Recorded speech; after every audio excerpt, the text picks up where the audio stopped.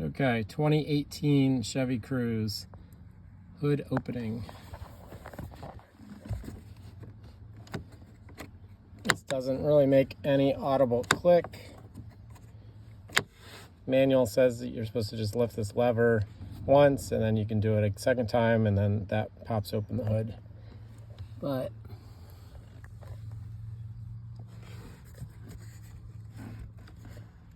there is a tab there that is flexing.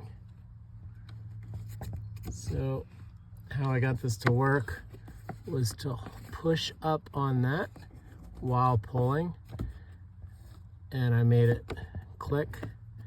I can't do this with one hand, so I'm just gonna set this down, see if this works. I'm lifting up pretty good, and that gave it enough tension because that little bracket seems to want to flex. And then I think you have to do it a second time. Yeah, and now the hood will be open.